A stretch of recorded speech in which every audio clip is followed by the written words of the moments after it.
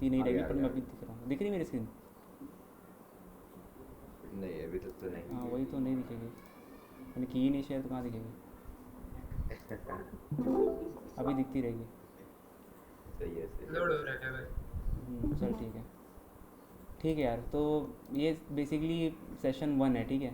May be react के और भी सेशंस लेने पड़ेंगे अपने को, पर अपन ज़्यादा कुछ इसमें ऐसा डिटेल में नहीं जाने वाले, बेसिक बेसिक करेंगे सब लोग, ठीक है। ठीक है ठीक ठीक है, वो बेसिक कंपोनेंट्स क्या होता है, JSX क्या होता है, यूज स्टेट वगैरह क्या होता है, वो सब पे। ठीक है, तो ये मैंने एक प्लेग्राउंड उठा लिया कहीं से, मुझे नहीं पता क्या है एग्जैक्टली, पर रिफ्रेश करूँगा तो चला जाएगा, तो मैं ज़्यादा कुछ हैवी कोडिंग नहीं करने वाला यहाँ पे। ठीक है, तो यहाँ पे इसने छोटा सा रिएक्ट ऐप मुझे बना के दिया है सामने से। ये फंक्शनल कंपोनेंट है, उसको आगे तुम लोग देखोगे एक्सपोर्ट लिखा हुआ है इसके। ठीक है, और यहाँ पे मैं इंडेक्स फाइल हाँ। में जाऊँ तो इंडेक्स फाइल बेसिकली पहली फाइल होती है जो लोड होती है, हम्म। पर उससे भी पहले ये JSX की पहली फाइल होती है जो लोड होती है, पर सबसे पहले होती है लोड index.html। ठीक है, HTML। तो पहली चीज़ रिएक्ट जो है वो एक SPA है। ठीक है, SPA का ओके। मतलब होता है सिंगल पेज एप्लीकेशन। मैं नोट्स के लिए भी कहीं ना कहीं नोट्स लिखने का ट्राई करता हूँ। तो रिएक्ट इज SPA, SPA का फुल फॉर्म है single page application. Single page application का मीनिंग क्या होता है? सिंगल पेज एप्लीकेशन का मीनिंग ये होता है कि एक ही पेज लोड होगा ब्राउज़र पे। ठीक है, हाँ। पर तुम लोग पूछोगे कि फिर मल्टीपल पेजेस कैसे दिखेंगे? तो मल्टीपल पेजेस भी सिंगल पेज के थ्रू ही दिखेंगे। तो वो कैसे दिखेंगे बताता हूँ। हाँ।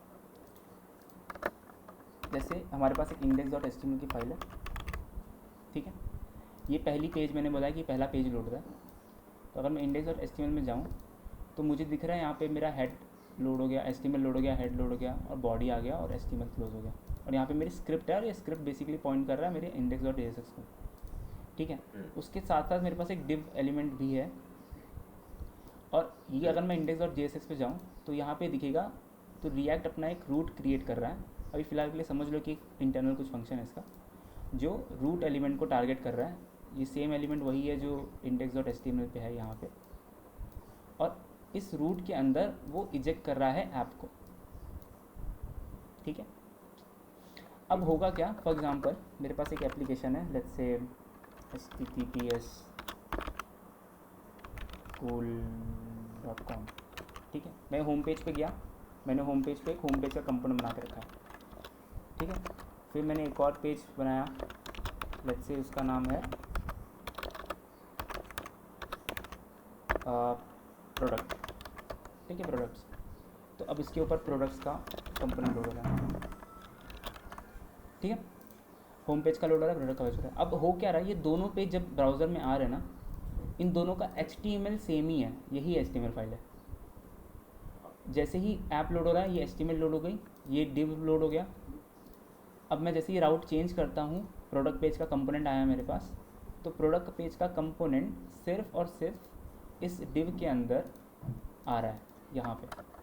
मतलब कि जैसे ही मैं होम पेज पे था तो यहाँ पर एक अलग div का टेम्पलेट था, जो भी होगा, मतलब होम पेज का जो भी कोड लिखा होगा वो सब।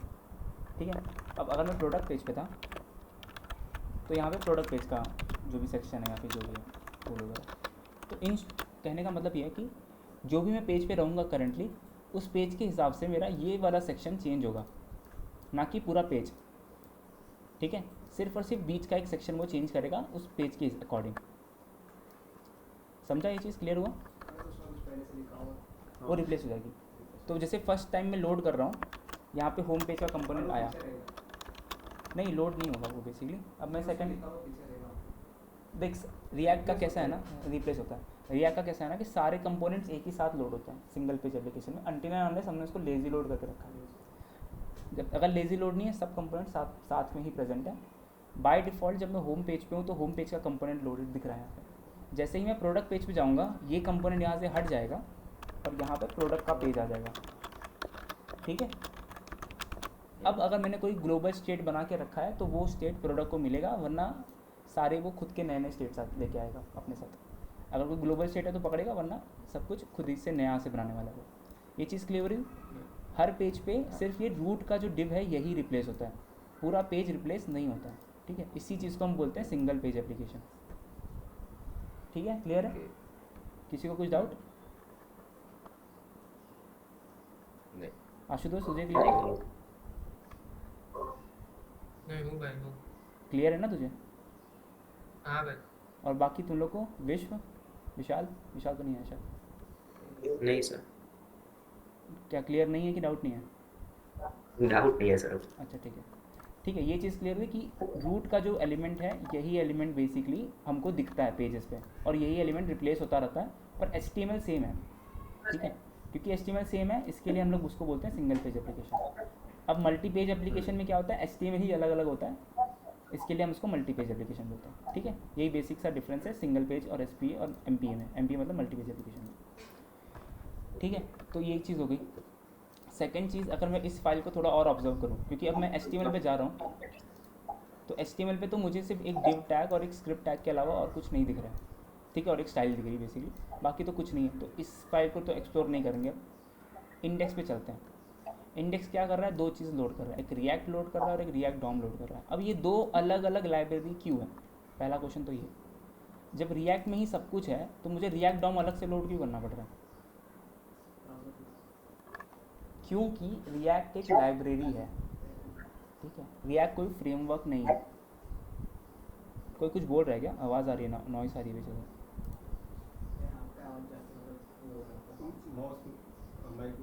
अपना माइक म्यूट कर लो सब लोग, किसको बोलना होगा तो रिपीट करना, फिर मतलब अनम्यूट करके बोलना। विशाल तू भी कर ले।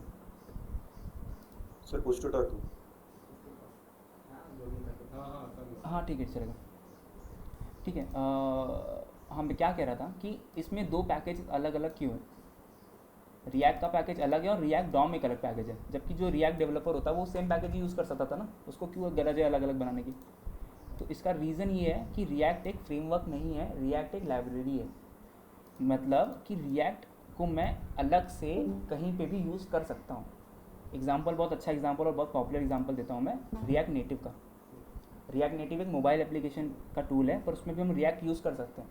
क्यों कर सकते हैं? क्योंकि रिएक्ट एक लाइब्रेरी है, ठीक है, वो कोई फ्रेमवर्क नहीं है, कंपैरेटिवली एंगुलर हो गया इनसे, ठीक है। तो ये चीज़ क्लियर हुई कि यहाँ पे दो पैकेजेस क्यों हैं। पहला पैकेज एक रिएक्ट लाइब्रेरी है और दूसरा पैकेज इस लाइब्रेरी को यूज़ करना है ब्राउज़र में, वो उसका पैकेज है रिएक्ट डॉम, ठीक है, कि उस लाइब्रेरी को ब्राउज़र में कैसे यूज़ कर सकते हैं। ये चीज़ क्लियर है दोनों को, सबको बेसिकली? ठीक है, बस एक कोई अनम्यूट करके बस बोल दो कि जिसको डाउट है वो अनम्यूट करके बोल दो। किसी को नहीं है? ठीक है, बढ़िया। ठीक है, नेक्स्ट चीज़ यहाँ पे कंपोनेंट लोडर है। ये तो चलो मुझे पता है सब लोग ही फेमिलियर होंगे इस चीज़ से कि कंपोनेंट कैसे लोड करते हैं, इंपोर्ट एक्सपोर्ट कराना ढंग का, ठीक है। तो एक कंपोनेंट लोड हो रहा है आपका। अब यहाँ पर ये कर रहा है क्रिएट रूट, ठीक है, कि एक इंटरेस्टिंग चीज़ है। अब मैं तुमको इस चीज़ को करके भी दिखाता हूँ कि कैसे इंटरेस्टिंग है। जो क्रिएट रूट है वो रिएक्ट डॉम का एक फंक्शन है, जो कोई एक HTML टैग लेता है सामने से, जैसे एक HTML टैग लेता है और उस HTML टैग के अंदर एक कंपोनेंट रेंडर कर रहा है, ठीक है। अगर मैं इस पेज को इंस्पेक्ट मारूँ तो यहाँ पे भी कुछ वही हो रहा है। यहाँ पे एक डिव है और डिव के अंदर एक एलिमेंट रेंडर हो रहा है। मैं यहाँ पे आता हूँ, बॉडी आ गई, बॉडी में एक डिव दिख रहा है और इस डिव के अंदर ऐप रेंडर हुआ है। मतलब जो भी मैं इसके अंदर पास करूँगा, रिएक्ट रूट क्रिएट रूट के अंदर पास करूँगा, वो रिएक्ट ऐप का पैरेंट है। ये चीज़ क्लियर है? तो इसका मतलब है कि मैं अगर HTML में जाऊँ, ठीक है, तो मैं यहाँ पे और भी कुछ कोड लिख सकता हूँ पहली चीज़ तो, और वो भी हर पेज पे रेंडर होगी। जैसे मैंने यहाँ पे लिख दूँ पैराग्राफ और यहाँ पे मैं इसको क्लोज कर देता हूँ, तो भी देख रहे हो ये लोड होगा ही होगा, ठीक है। पॉइंट नंबर 1 ये नोट कर दिया कि HTML में हम जो लिखेंगे वो आएगा। पॉइंट नंबर 2, जब मैं एक बार ये फंक्शन है राइट, ये तो एक फंक्शन कॉल कर रहा हूँ मैं, तो मैं कितनी बार भी कॉल कर सकता हूँ। लेट्स जस्ट डू एक और बार, ठीक है, मैं एक और बार कॉल कर देता हूँ। तो एक एरर दे रहा है, you are calling React DOM on a container that is already being passed to create root before, instead call React DOM existing root instead of if फलाना। अब ये बोल के रहा है कि मैंने रूट ऑलरेडी यूज़ किया है इसके लिए, तो एक काम करते हैं, एक नया डिव बना देते हैं यहाँ पे, इसको सेल्फ क्लोजिंग रख लूँ मैं, इसको लेट्स से रूट 2 बोल देता हूँ, ठीक है। अब मैं यहाँ पे आता हूँ, इसको रूट 2 कर देता हूँ। अब देख रहे हो, मतलब कि मैं रिएक्ट एक ऐसा लाइब्रेरी है बेसिकली कि हम लोग को एक टाइम पे एक वेब ऐप बनाने की ज़रूरत नहीं है, हम लोग एक टाइम पे मल्टीपल वेब ऐप बना सकते हैं, ठीक है। अब ये बेनिफिट कब होता है? जैसे मेरे पास एक वेबसाइट है cool.com, ठीक है। अब अगर तुम लोग को CDN का आइडिया होगा, CDN मतलब jQuery का, अगर किसी को पता होगा jQuery भी CDN के थ्रू लोड होती है। अब मुझे लेट्स से कि मुझे इस ऐप को, जो मैंने ऐप बनाया है, इसको मुझे कोई कुछ बोल रहा है क्या? अच्छा ठीक है, कोई नहीं, ठीक है। मैं कह रहा था कि इसका फीचर ये है कि हम लोग मल्टीपल रिएक्ट ऐप्स रन कर सकते हैं, मतलब मल्टीपल कंपोनेंट्स को साइमल्टेनियसली लोड कर सकते हैं। क्या नोटिफिकेशन आ रही है आपसे?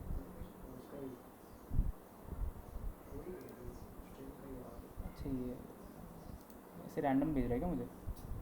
ठीक है, छोड़। तो हाँ, मतलब मैं कह ये रहा था कि हम लोग मल्टीपल ऐप्स को लोड करा सकते हैं सेम टाइम पे। मतलब अपने को अंदर जाने की ज़रूरत नहीं है। अब तक मैं ऐप तक नहीं गया हूँ, ठीक है, ऐप अब तक बहुत दूर की बात है। अब तक मैं ऐप पे नहीं पहुँचा, पर कितने सारे फीचर जो अपने को आइडिया भी नहीं है, राइट, नॉर्मली हम लोग यूज़ नहीं करते हैं, पर हम लोग कितने भी रिएक्ट रूट यहाँ बना सकते हैं और वो यहाँ पे ऐड करते जाएगा। ये चीज़ क्लियर हुई?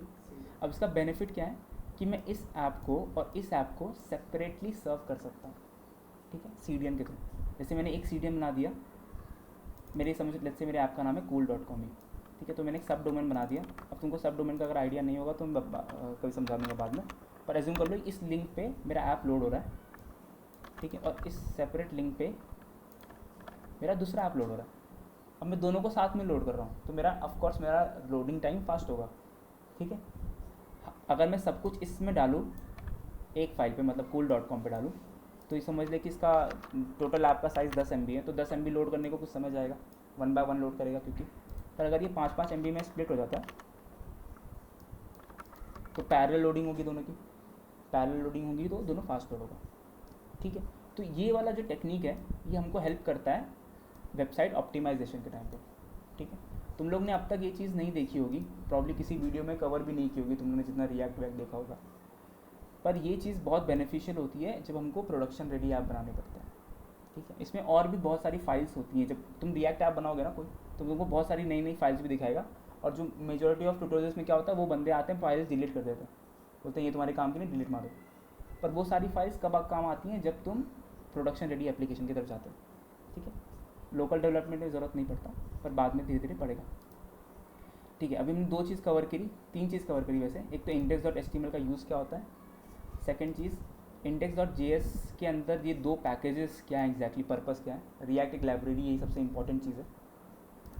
रिएक्ट को हम कहीं पे भी यूज़ कर सकते हैं। एग्जांपल के लिए मैं एक और एग्जांपल देता हूँ, अगर नेक्स्ट.js का तुमने नाम सुना होगा, वो सर्वर साइड वेबसाइट्स है, तो वहाँ पे भी हम रिएक्ट यूज़ कर पा रहे हैं। यही इसलिए यूज़ कर पा रहे हैं क्योंकि रिएक्ट एक लाइब्रेरी है, ठीक है। थर्ड चीज़, हम लोग मल्टीपल रूट्स क्रिएट कर सकते हैं, जिसको हम लोग सेपरेटली सर्व भी कर सकते हैं, ठीक है। तो ये ऐप एक कम्प्लीटली डिफरेंट बिहेव करेगा, ये ऐप कम्प्लीटली डिफरेंट बिहेव करेगा गिवन सर्कमस्टेंस index.html के अंदर, क्योंकि ऐप यहाँ से क्रॉप पास कर सकते हैं। कुछ भी कर सकता है। तो कंप्लीट सेपरेट ऐप है बेसिकली। इसको तो अलग प्रॉप दे, इसको अलग प्रॉप दे, इसको एक अलग रीडेक्स में रैप कर, इसको एक अलग रीडेक्स में रैप कर, फिर इसका अलग-अलग स्टोर बनाना। ठीक है। एक एग्जांपल हम लोग डिस्कस कर रहे थे अभी, वो हमने एक प्रोजेक्ट में सेम चीज़ की थी, तो वही सौरभ ये चीज़ बता रहा था। ये चीज़ क्लियर है किसी को? सबको क्लियर है क्या? बड़ा सिंपल सा हाँ सबको ही क्लियर है ना? किसी को कुछ डाउट नहीं है? क्योंकि अभी हम लोग ये क्वेश्चन उधर जो क्वेरी सिलेक्टर उसमें गेट एलिमेंट बाय आईडी क्या, तो भी वही ना, क्लास से नहीं कर सकते हैं कभी। क्लास से भी कर जैसे कि सकते हैं, क्रिएट कर रूट सकते नोड हैं है, क्लास से भी। उसने देखो उधर आईडी डिफाइन किया index.html, हाँ, राइट। क्लास से भी कर सकता है। अगर तूने let's say query selector all किया ना, तो ये देख तेरे को फट जाएगा, हाँ। लेकिन तेरे को यहाँ पे फिर 0 लिखना पड़ेगा। Okay. बट एक मतलब at a zero time element, एक ही right, देख, but- एक बात बता, एक इंसान के कितने पापा होते हैं? एक ही होते हैं ना? एक हाँ, तो हाँ। यहाँ पे वही समझ, parent child Okay. Parent child relation है। क्योंकि देख मैंने यही चीज़ दिखाई यहाँ पे, ये सब कुछ एक डिव के अंदर ही जाता है। कहाँ गया रे? पेरेंट चाइल्ड हाँ, बराबर। देख सब कुछ एक डिव के अंदर ही जाने वाला है, देख रहे हैं? अंदर सारे div। हाँ। तो अब एक बात बता, Okay. मल्टीपल तू डाल दूंगा तो किस में जाएगा फिर? ये एक में ही जाने वाला ना, ठीक है, समझा? Okay, right. तो ये पेरेंट चाइल्ड हाँ। रिलेशनशिप टाइप है, तो एक ही पेरेंट होना चाहिए, मल्टीपल पेरेंट्स अलाउड नहीं है। और कुछ डाउट है किसी का? मतलब भैया साइमल्टेनियसली अगर 2 पेज पे कैसे कंपोनेंट्स रेंडर होते हैं, आप वो अपन को चेक करना है, तो इसके लिए ये यूजफुल होगा ना।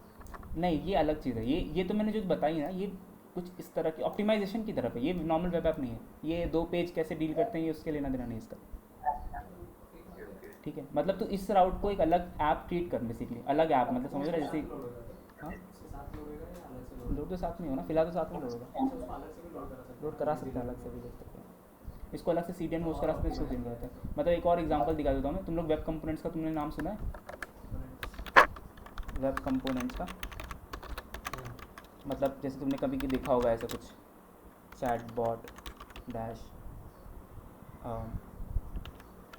की ऐसा कुछ देखा होगा कभी ना कभी किसी भी वेबसाइट पे, नहीं देखा है कुछ?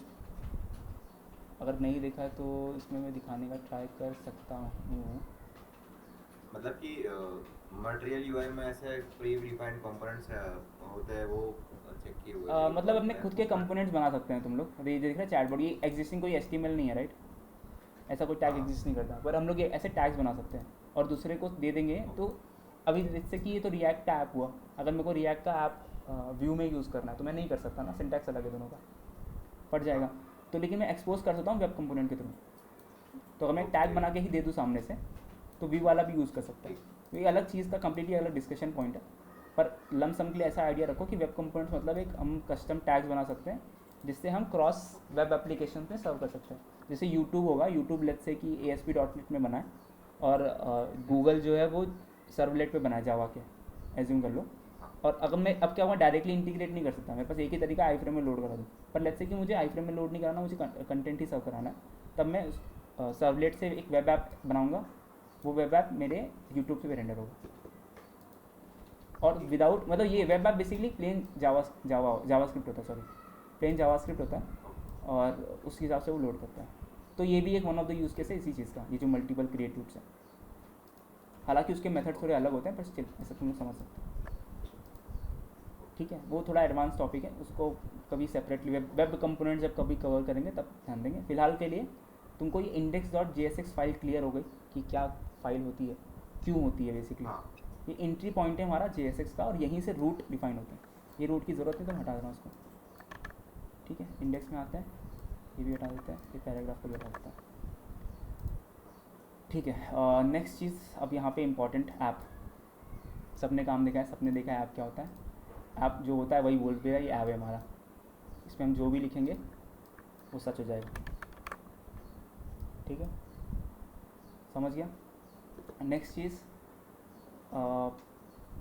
पहली हाँ एक और चीज़ कि ये जो है ये क्या है, ये HTML है, राइट? ये HTML है, राइट?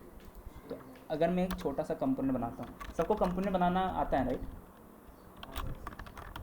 हाँ, इसमें नहीं चलेगा ना, ये वेब पोर्टल है। तो मैंने एक कंपोनेंट बना दिया, लेट्स से टेस्ट नाम का। ठीक है, ये कंपोनेंट बना दिया। अब मैं यूज़ कर रहा हूँ इधर, ये टेस्ट आ गया है ना। तो अब मुझे ये बताओ, ये HTML है क्या? ये HTML दिख भले रहा है, ऐसा दिखने में तो लग रहा है कि HTML है, पर ये HTML है? JSX ये JSX है, राइट? ये HTML नहीं है। ठीक है, सबसे पहला चीज़ ये HTML नहीं है। कैसे पता चलेगा? जब मैं पैराग्राफ पे होल्ड करता हूँ ये मुझे दिखा रहा है रिएक्ट वेब समथिंग, पर जब मैं H2 पे होल्ड करता हूँ ये दिखा रहा है, क्या दिखा रहा है? ये अगर टैग होता, जैसे अगर मैं index.html फिर से जाऊँ, ये देख, अब देखो ये क्या दिखा रहा है। डिव पे होल्ड कर रहा हूँ, MDN रेफरेंस डिव टैग दिखा रहा है। पर सेम चीज़ जब मैं ऐप में करता हूँ, डिव पे होल्ड करूँगा तो ये कुछ अलग ही दिखा रहा है। तो ये HTML नहीं है। ठीक है, ये चीज़ क्लियर हुई, HTML नहीं है। ये इसको बोलते हैं हम JSX। ये कम्प्लीटली अलग चीज़ है जो रिएक्ट की लाइब्रेरी के थ्रू आता है। ठीक है, और ये हमको कैपेबिलिटी देता है HTML लाइक सिंटैक्स लिखने की। और इसी की वजह से हम यहाँ पे कस्टम टैग इंजेक्ट कर पा रहे हैं। पैराग्राफ, ये पैराग्राफ HTML तो एग्जिस्ट नहीं करता, ये हमने खुद से बनाया अभी जस्ट, है ना, और उसको इंपोर्ट कर लिया तो ये चल रहा है। ये चल रहा है क्योंकि JSX की वजह से। ठीक है, ठीक है। नेक्स्ट चीज़ JSX हो गया। JSX में दो चीज़ें इंपॉर्टेंट होती हैं कि आपके जो कंपोनेंट का नाम है वो हमेशा कैपिटलाइज होना चाहिए। ठीक है, इसको मैं छोटा नाम नहीं रख सकता। मैं अगर करके भी दिखाऊं, इसको अगर मैं छोटा नाम कर दूं तो यहाँ पे काफ़ी अच्छा एरर देगा। The tag is not recognised in this browser if you mean to render a React component start its name with an upper case letter. ठीक है, ये सामने सामने एरर दे रहा है कि मुझे इस टैग का नाम कैपिटलाइज होना चाहिए। ठीक है, ये 2 पॉइंट क्लियर हो गए। जो भी GSX रिटर्न करेगा उसका मतलब पहला अक्षर कैपिटल, क्लास का जैसे कैपिटल। ठीक है, ये चीज़ ध्यान रखना। हालांकि अगर तुम बहुत सारे कंपोनेंट्स बनाओगे तो तुमको हैंडी हो जाएगा अपने आप ही, कैपिटल अपने आप ही बनेगा। ठीक है। तो ये चीज़ हो गई सेकंड चीज़, JSX का सिंटैक्स हो गया।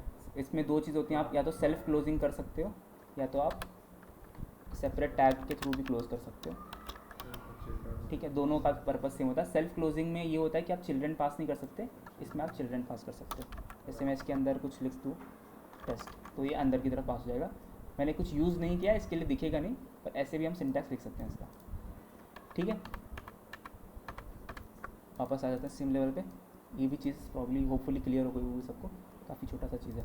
अब दो important concept, state and prop. मैं स्टेट एंड प्रॉप चालू करूँ उसके पहले अब तक जितना भी हुआ, कुछ डाउट किसी को? कुछ भी डाउट? किसी को कुछ डाउट नहीं है, राइट? मैं स्टेट और प्रॉप पे जाता हूँ फिर, ठीक है। मतलब कोई कंपोनेंट अगर JSX में रिटर्न कर रहा है, हाँ। तो उसका नाम मतलब तो कस्टम होगा। देख, अगर तू कोई हाँ चल, ये भी अच्छा क्वेश्चन पूछा इसने। क्वेश्चन ये इसने पूछा कि अगर कोई कंपोनेंट JSX रिटर्न नहीं कर रहा है तो वो क्या है। फॉर एग्जांपल, अगर मैंने एक चीज़ बना दी यहाँ पे, लेट्स से टेस्ट लिख देता हूँ नाम, ठीक है। ये एक फंक्शन है, कैपिटलाइज्ड है। सेकंड चीज़, JSX रिटर्न नहीं कर रहा, ये एक स्ट्रिंग रिटर्न कर रहा है। तो पहली चीज़, JSX का जो डेफिनेशन है ना, स्ट्रिंग भी JSX ही होता है बाय डेफिनेशन ऑफ JSX, ठीक है। तो अगर मैं ये टेस्ट को यूज़ करूँ तो भी आप देखोगे सेम ही आ रहा है। तो ये स्ट्रिंग भी as a one type of JSX, ठीक है। पर लेट्स से मैंने नंबर रिटर्न किया होता तो क्या होता? सेम चीज़। अगर मैंने बूलियन रिटर्न किया होता तो क्या होता? सेम चीज़। बूलियन फॉल्स है क्योंकि दिखता नहीं है, क्योंकि फॉल्स वैल्यू है, तो भी नहीं दिखेगा क्योंकि बूलियन है, ठीक है। तो प्रिमिटिव टाइप में एरर नहीं देगा ये। लेट्स से मैंने ऑब्जेक्ट रिटर्न किया तब क्या होता है? तभी भी कुछ नहीं हो रहा। ये क्यों नहीं आ रहा, मैं एक्सप्लिसिटली बताता हूँ। अब अगर मैं ऑब्जेक्ट रिटर्न करता हूँ, ठीक है, तब फट जाएगा। अब तुम लोग के दिमाग में एक क्वेश्चन आएगा कि सबको तो कर रहा था रिटर्न बराबर से, ऑब्जेक्ट से क्या दुश्मनी थी इसकी, है ना? वो तो चलो, वो तो स्ट्रिंग में कन्वर्ट होगा ना, प्रिमिटिव हो जाएगा फिर से। नहीं, अब मैं बताता हूँ ऑब्जेक्ट क्यों नहीं है। ऑब्जेक्ट यहाँ पे लिखा है, object are not valid as a React child found object with keys फलाना डमकाना if you mean to render a collection of childrens use array instead, ठीक है। यहाँ पे इसने बोला है, आप ये लाइन इंपॉर्टेंट है। ऊपर वाला तो चलो क्लियर है, चलो ये ऑब्जेक्ट यूज़ नहीं कर सकते, पर उसने अरे को क्यों फिर ग्रीन चेक दे के रखा है कि अरे यूज़ कर सकते हैं? क्योंकि अरे इज़ अ कलेक्शन, ठीक है, ये चीज़ है, अरे इज़ अ कलेक्शन। तो एक पॉइंट इसके पहले, हम लोग सारे प्रिमिटिव टाइप को प्रिमिटिव टाइप्स को रिटर्न कर सकते हैं। प्रिमिटिव टाइप मतलब स्ट्रिंग, नंबर, बूलियन सब रिटर्न होते हैं, एरर थ्रो नहीं करेगा। JSX उस सबको अलाउ करता है, क्योंकि अगर सबने नोटिस किया होगा तो हर कंपोनेंट के टाइम पे कभी ना कभी आपने यूज़ किया ही होगा। जैसे बूलियन कंडीशन मार दिया, इफ़ नॉट दिस, है ना, कुछ भी, तो वो सब हम मार देते, तो वो सब चल जाता है। पर नॉन प्रिमिटिव टाइप में वो सिर्फ और सिर्फ अरे को सपोर्ट करता है, और अरे को नहीं सपोर्ट करता, वो अरे ऑफ JSX को सपोर्ट करता है, ठीक है। तो मैं अगर यहाँ पे लिख दूँ डेफिनेशन ऑफ JSX, ठीक है, तो बाय डेफिनेशन ऑफ JSX, ये अच्छा दिख रहा था वैसे, हाँ ठीक है। By definition of JSX all primitive types can be return, ठीक है। Example string, number. Second cheese, custom component should be capitalized, ठीक है, that is first method should be capital, ठीक है। ये दो चीज़ समझिए। थर्ड चीज़, ऑब्जेक्ट्स आर नॉट अलाउड। काफ़ी क्लियरली है ये रूल, काफ़ी स्ट्रेट फॉरवर्ड है। ऑब्जेक्ट नहीं अलाउड है, including any object, class, methods और अरे अरे ऑफ नॉन JSX, ठीक है। लास्ट चीज़, अरे ऑफ JSX आर अलाउड, ठीक है। ये 5-4 जो भी है रूल्स समझ लो, जो भी समझना समझ लो, पर यही सब चीज़ अलाउड होती है। अब अरे ऑफ JSX क्यों अलाउड है, मैं वो भी दिखाता हूँ। कि लेट्स से मैंने टेस्ट रेंडर किया है, ये तो फट गया। अब मैं यहाँ से अगर अरे रिटर्न करता, अरे ऑफ अभी JSX अलाउड है राइट, तो JSX में एक डेफिनेशन है कि स्ट्रिंग भी JSX ही है, तो मैं अरे ऑफ स्ट्रिंग रिटर्न करता हूँ यहाँ से। ऐसे लिखा मैंने, टेस्ट नहीं लिखता, लेट्स से इंडिया और लेट्स से मुंबई, ठीक है। तो नीचे दिख रहा है वो एक्चुअल में होता क्या है। अब रिएक्ट अरे को कैसे ट्रीट करता है वो मैं थोड़ा एक्सप्लेन कर देता हूँ। जैसे ये कंपोनेंट यहाँ पे आया, उसको रिटर्न मिला अरे, ठीक है, तो अरे को कन्वर्ट कर रहा है JSX में, पहली चीज़ तो। अब JSX में कैसे कन्वर्ट करेगा, अरे एक कलेक्शन है, कलेक्शन मतलब इटरेटेबल, हम लोग उसके अंदर काफ़ी सारे आइटम्स ऑलरेडी हैं। अब वो बारी बारी सबको डॉम में ऐड करते जा रहा है, ठीक है। इसको डी में डिफाइन अगर मैं अब मैं स्ट्रिंग की जगह पे ना, मैं ड्यू में दिखाता हूँ, स्ट्रिंग की जगह पे ना मैं इसमें स्पैन में रिटर्न करता हूँ, ठीक है, स्पैन रिटर्न करता हूँ मैं।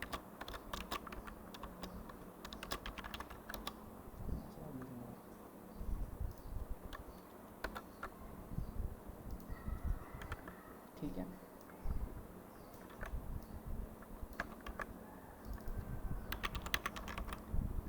अभी ये थोड़ा एरर दे रहा है, पर इस एरर को सॉल्व करने के लिए मैं फ़िलहाल के लिए यहाँ पे एक वैल्यू ऐड कर दे रहा हूँ।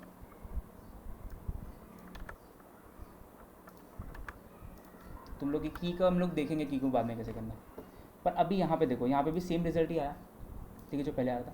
अब मैं इसको इंस्पेक्ट करके देखता हूँ, तो हुआ क्या, पी टैग तक था बराबर, पैराग्राफ का पी आया यहाँ पे, ये पैराग्राफ है, उसके नीचे 2 अपेंड हो गए स्पैन। तो ये ऐसा नहीं है कि दोनों कन्कैट कर रहे हैं ऐसा कुछ, ये सिर्फ प्लेस कर रहा है उसको डॉम में प्लेस किया जा रहा है बारी बारी, क्योंकि हमारा लेआउट एक अलग तरीके से डिफाइंड है, इसके लिए वो दोनों बाजू बाजू में दिख रहे हैं। पर अगर मैं लेआउट चेंज कर दूँ, फॉर एग्जांपल मैं फ्लेक्स मार दूँ, तो ये अलग तरीके से दिखने लगेगा, ठीक है। पर आइडिया ये, अब यहाँ पे देख रहे हो ये वाला जो सेक्शन है ये इंपॉर्टेंट है कि किस हिसाब से प्लेसमेंट हो रही है, वो बारी बारी एक के नीचे एक प्लेस करते जा रहा है सेम तरीके से ऐसे, और अरे को भी वो उसी तरह से ही प्लेस कर रहा है स्पैन के स्पैन, ठीक है। अभी इसने जो एरर दी कि की के लिए क्यों एक्टिंग कर रहा था, वो की पास करना ज़रूरी था। की पास करना इसलिए ज़रूरी होता है कि रिएक्ट उस एलिमेंट को आइडेंटिफाई नहीं कर पाता विदाउट की, क्योंकि ये एक अरे है, अरे में कितने भी एलिमेंट हो सकते हैं, 100 एलिमेंट, 10 एलिमेंट, 10,000 एलिमेंट, उसको आइडेंटिफाई करने के लिए उसको एक यूनिक की चाहिए। तो इसलिए वो बोल रहा था कि मुझे एक की करके प्रॉप पास करो, और ये सिर्फ अरे के लिए ही वैलिड है, बाकी किसी के लिए नहीं। जैसे मैंने H1 H2 में नहीं पास किया, पर यहाँ मुझे पास करना पड़ रहा है क्योंकि अरे है इसके लिए, ठीक है। सेकेंड चीज़, अगर मैं यहाँ से कुछ और रिटर्न करूँ तो वो एरर तुरंत थ्रो कर देगा। तो तेरा आंसर क्लियर हो गया कि अगर मैं यहाँ से कुछ और भी रिटर्न करता हूँ तो तुरंत ही एरर में आ जाएगा। जैसे फॉर एग्जांपल अगर मैं ऑब्जेक्ट रिटर्न कर दूँ तो फट जाएगा, स्ट्रिंग करूँगा तो चल जाएगा, ठीक है, आ गया। क्या बना यार, डॉम में क्या बना डॉम में स्ट्रिंग ही बनेगा, डायरेक्ट पूछ लेगा, ये देख, सर। तूने अरे बनाया था तो भी सेम इसी तरीके से कुछ होगा, ठीक है। सर, हाँ बोलना। ये एरे है उसके अंदर हम JSX कंपोनेंट डाले तो हमने स्पैन एलिमेंट डाला, HTML एलिमेंट डाला, उसकी जगह पे हम कोई भी JSX कंपोनेंट डाला तो मीन्स कि कोई भी चलेगा, नया बना वो भी लो। चल जाएगा। जैसे मैंने यहाँ पे लिखा है वो अरे भी of add JSX are allowed, right, तो मैं यहाँ पे जैसे मैंने 2 ऐड किए, अब मैं यहाँ पे पैराग्राफ भी ऐड कर देता हूँ, ठीक है। इसमें भी की पास करनी पड़ेगी मुझे, तो की में पास करता हूँ 3, सेम ही रिजल्ट आएगा। यहाँ पे तो टेस्ट आ गया,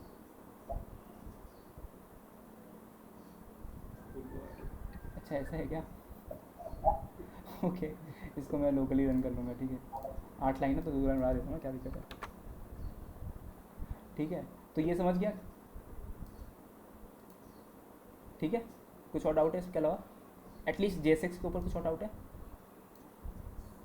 सर वो की से ऑर्डर भी डिफाइन होता है क्या? की से ऑर्डर, देख डायरेक्ट रिलेशनशिप तो नहीं है दोनों की, ठीक है। मतलब अगर मैं यहाँ पे की जगह यहाँ पे 3 लिखा होता और यहाँ पे 2 लिखा होता, फिर से 8 लाइन का कोड चला गया, ये क्या। रुक, मैं एक काम करता हूँ ना, मैं एक नया ऐप बना लेता हूँ, ठीक है। मेरे को 2 मिनट तो मैं नया ऐप बना लेता हूँ, ठीक है यार। तो we are back with some new project, और टेम्प्रेरी ग्लिच की वजह से हमने सेट कर दिया नया, ठीक है। तो अभी हम लोग कहाँ सकते हैं, JSX सकते हैं। किसी को JSX में डाउट है? की का ऑर्डर, हाँ, की का ऑर्डर एग्जैक्टली। तो मैं इसको थोड़ा सा ऐसे कर देता हूँ, तो की के ऑर्डर से वैसे कुछ फ़र्क नहीं पड़ता है। जैसे यहाँ पे मैंने कुछ भी और रैंडम ऑर्डर दे दिया, मैं कुछ भी लिख सकता हूँ, वैसे ऐसे भी लिख सकता हूँ, तो भी कुछ फ़र्क नहीं पड़ेगा, वही सेम ऑर्डर में जाएगा। ठीक है, जैसे मैं यहाँ पे कुछ लेबल भी डाल दूँ तो भी फर्क नहीं पड़ता। ये बेसिकली आइडेंटिफायर है, ठीक है, ये कोई ऐसा नहीं है कि ऑर्डर साइज कुछ भी। पर ये चीज़ इंपॉर्टेंट कब होती है पता है? तुमने कभी कोई ड्रैग ड्रॉप का फीचर देखा है वेबसाइट पे कि तुम ड्रैग ड्रॉप कर सकते हो, रीऑर्डर कर सकते हो चीज़ों को? हाँ तो वो वाली चीज़ों में ना, रीऑर्डरिंग वाली चीज़ों में ये वाला की काफ़ी इंपॉर्टेंट होता है, ठीक है। कैसे होता है? जैसे रिएक्ट के लिए जब कोई ड्रैग होता है तो ड्रैग क्या है? बेसिकली एक ब्राउज़र का इवेंट है। तो हम लोग उसको क्या करें, कोई एक्स पोजीशन पे प्लेस कर रहे हैं, पर क्योंकि रिएक्ट ने पूरा ट्री ऑलरेडी बना के रखा हुआ है और कोई नया एलिमेंट ऐड नहीं हो रहा है, बस रीऑर्डर हो रहा है, तो रिएक्ट उसको की के थ्रू ही रेंडर करने का ट्राई करेगा, ठीक है। तुम समझ लो कि ऐसा होता है, ठीक है, बाद में डिटेल्स में जाएंगे हम, पर मान लो कि की के थ्रू ही वो रीऑर्डर करने का ट्राई करेगा। और अगर की सेम हो जाती है किसी चीज़ की, या की पास ही नहीं की है, तब वो लॉजिक नहीं चलने वाला, ठीक है। तब रीऑर्डरिंग काफ़ी अलग होने बिहेव करने लगेगा, ठीक है, समझा ये चीज़? तो की इंपॉर्टेंट है बेसिकली, जब भी एरे आप पास कर रहे हो एज अ JSX, तो की बहुत इंपॉर्टेंट है। कुछ और क्वेश्चन?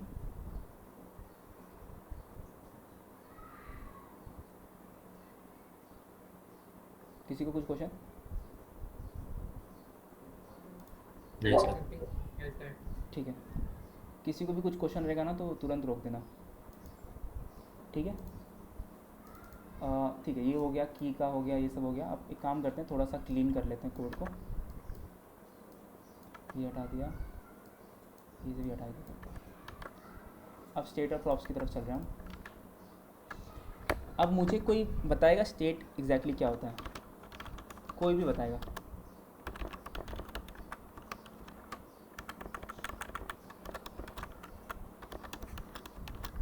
किसी को नहीं पता क्या?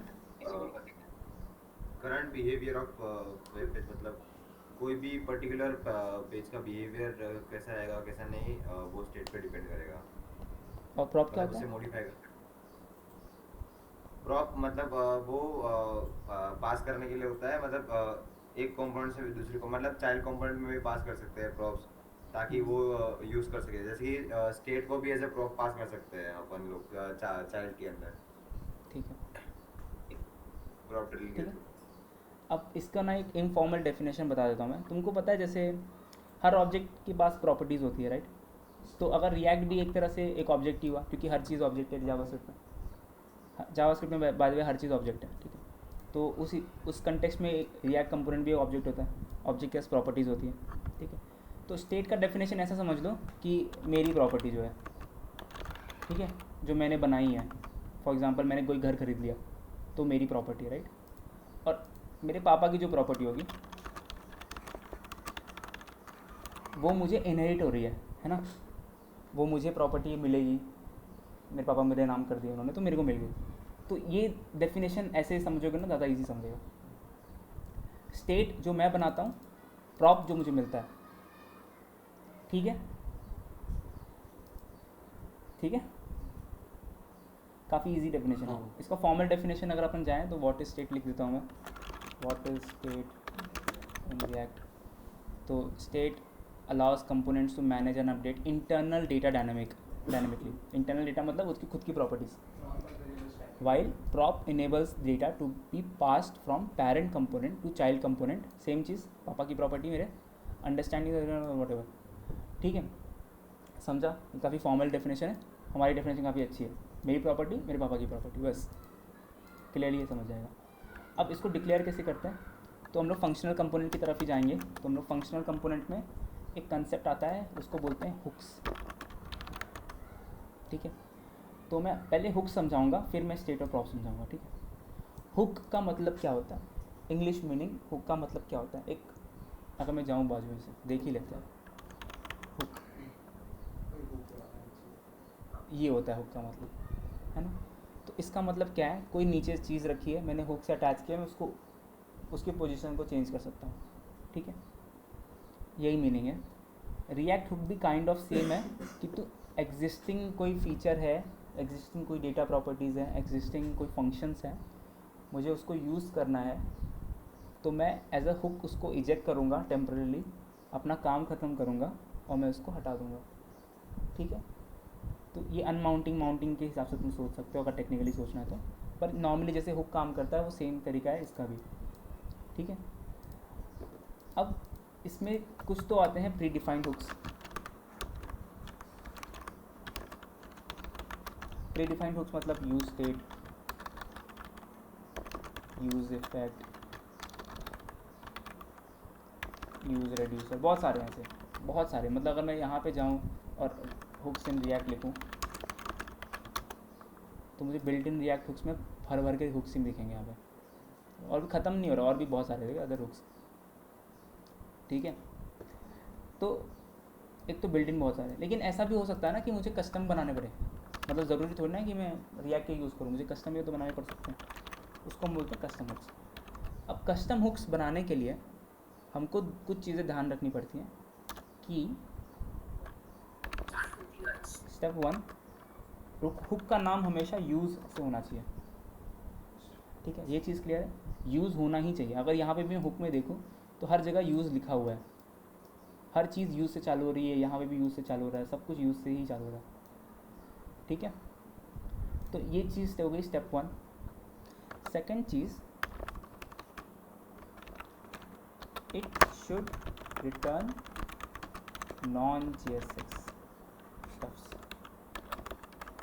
ठीक है, ये काइंड ऑफ मेरी डेफिनेशन है कि अगर हुक आप बनाते हो तो नॉन JSX ही भेजो, ऐसा कहीं ऑफिशियल नहीं लिखा हुआ, ऐसा कहीं ऑफिशियल कुछ नहीं लिखा है कि हुक्स में आप JSX नहीं भेज सकते।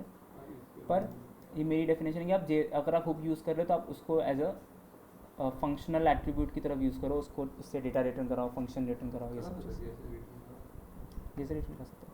अभी ये कंडीशन बता दें, कंडीशन रिटर्न मत करना कभी। कौन सा?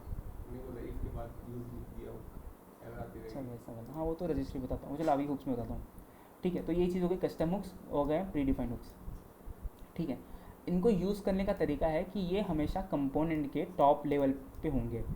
मतलब अगर मुझे लेट्स से मुझे यूज स्टेट यूज़ करना है तो मैं ऐसा कुछ लिखूँगा, यूज स्टेट, राइट, इंपोर्ट कर लेते हैं, मैं ऐसा कुछ लिखूँगा यूज स्टेट, पर ये हमेशा कंपोनेंट के टॉप लेवल पे होता है।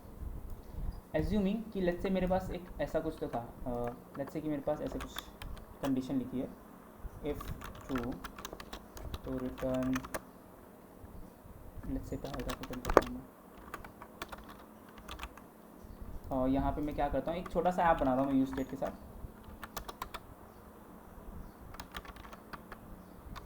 मेरे पास है, अगर फ्लैग ट्रू है तो ये, इसमें मैं क्या करता हूँ, क्लिक डाल देता हूँ।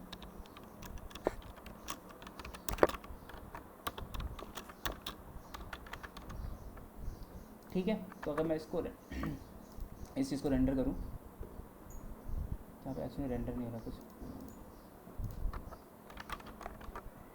ठीक है, तो बाय डिफ़ॉल्ट फॉल्स दिख रहा है, और अगर मैं इस पर क्लिक करता हूँ, क्लिक हैंडल डालना पड़ेगा, फॉल्स दिख रहा है, इस पर क्लिक करूँगा ट्रू हो जाएगा। ठीक है, टॉगल चल रहा है दोनों का। तो अभी मैं इसमें मैं बाय डेफिनेशन कि it should be defined on top of component. अब इसका मतलब क्या है, अगर लेट्स से मेरे पास दो स्टेट होते हैं तो मैं डिफाइन नहीं कर सकता था, टॉप पे कैसे डिफाइन करूँगा। इस चीज़ का मतलब ये होता है कि अगर मेरे पास कोई चेनिंग अवेलेबल है कंपोनेंट्स के अंदर, ठीक है, मैं अगर यहाँ पे एरर भी दिखाऊँ साथ साथ में, एरर तो ये आ रही है कि 3 की है, छोड़ो उसको जिम्मे में। अगर मेरे पास एक इफ़ कंडीशन डिफाइंड है और मैं रिटर्न कर रहा हूँ, तो मैं इस यूज स्टेट को, जैसे मुझे एक और स्टेट बनाना है तो मैं यहाँ पे बना सकता हूँ, इसे लेबल,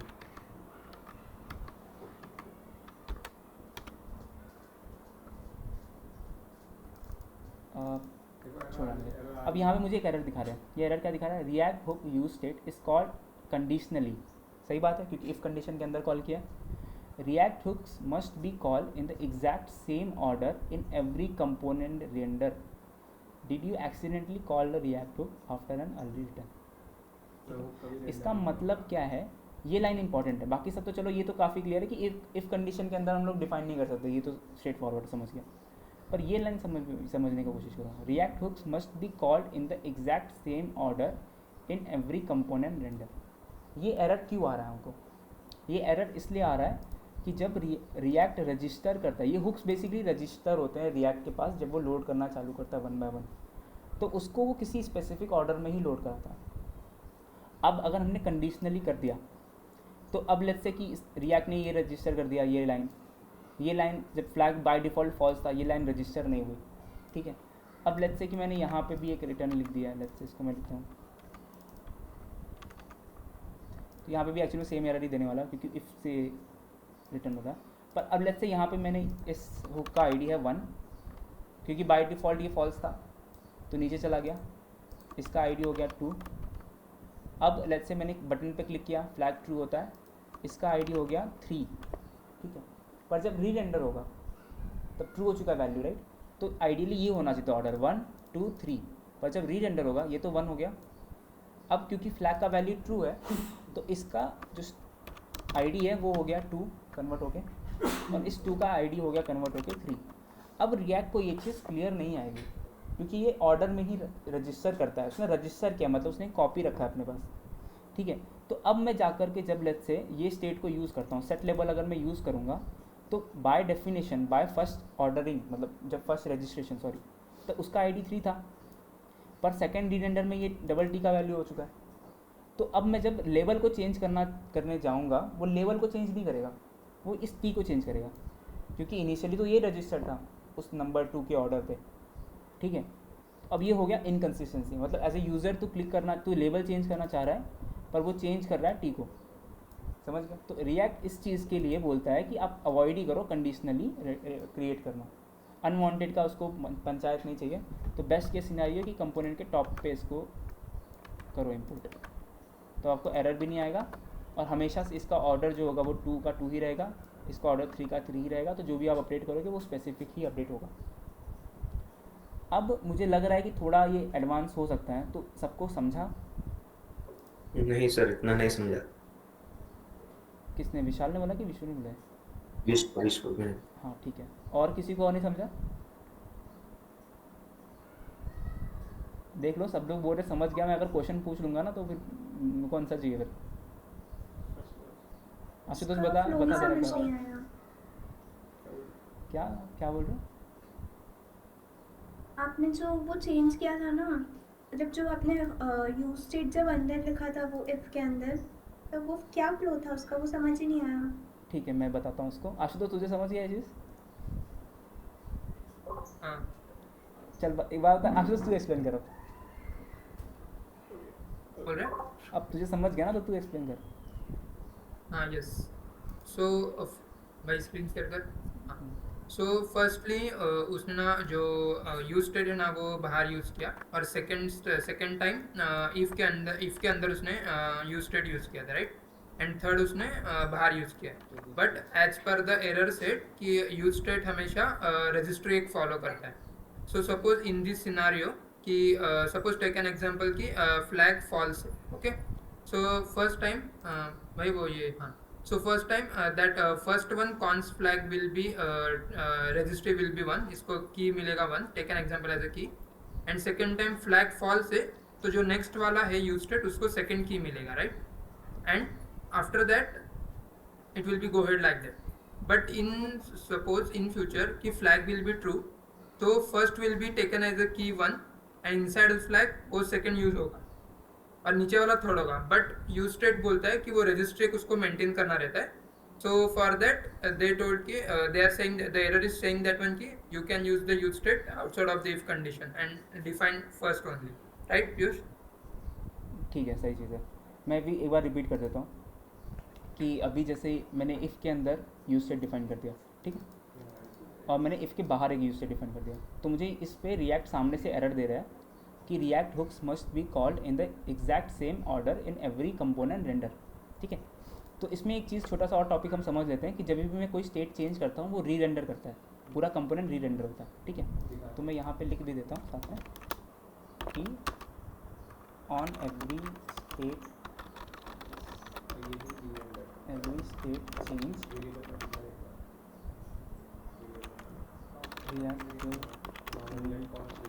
ये हमारा ये टॉपिक होता है ना हुक्स वाला, उसके बाद हम लोग री रेंडर को समझेंगे थोड़ा डिटेल में। पर अभी तुम लोग समझ लो कि हर स्टेट चेंज री रेंडर को ट्रिगर करता है, ठीक है। अब लेट्स से कि मैंने फ्लैग बनाया, मैं जिस पे ही क्लिक करूँगा वो फ्लैग को चेंज कर देगा, राइट। तो अब एक काम करते हैं हम लोग ना, ये दोनों वेरिएबल को भी यूज़ कर लेते हैं कहीं ना कहीं पे। जैसे मैं लेवल को यूज़ कर लेता हूँ यहाँ पे, वैसे यूज़ करने देगा नहीं, मुझे एरर थ्रो कर देगा, स्टिल रेंडर ही नहीं कर रहा क्योंकि लेवल का वैल्यू है वॉटेवर, रेंडर ही नहीं कर रहा है। चलो वो इनशॉट रजिस्टर ही नहीं कर रहा है खुद को, पर स्टिल अगर तुम लोग समझ लो कि ये लेबल रजिस्टर हो चुका है यहाँ पे और यहाँ पे लेवल दिखता रहेगा, ठीक है। तो अब हमारा वर्जन आया, हमारा मतलब ऐप लोड हो रहा है, ऐप ने इसको रजिस्टर किया, अपने पास एक रजिस्ट्री बना दी, उसकी आईडी उसने रखी 1, ठीक है। ये एक ऑर्डर है, ठीक है, ये एक डेफिनाइट ऑर्डर है, अरे समझ लो इसको, ठीक है, कोई की वैल्यू नहीं, इसका एक अरे है। तो ये इसकी आईडी 1 हो गई। जब बाय डिफ़ॉल्ट फ्लैग का वैल्यू तो फॉल्स है, तो इसके अंदर तो वो नहीं जाएगा, वो इधर जाएगा। तो इस केस में ये वाला जो स्टेट है, इसका नाम भी कुछ अलग कर देते हैं, लेट्स से सेकंड लेवल जो भी है,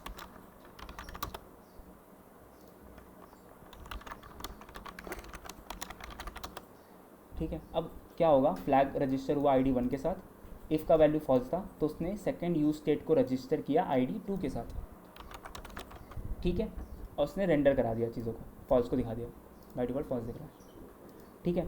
अब जैसे ही मैंने इस पर क्लिक करता हूँ, री रेंडर ट्रिगर हुआ, ठीक है, अकॉर्डिंग टू डेफिनेशन री रेंडर ट्रिगर हुआ।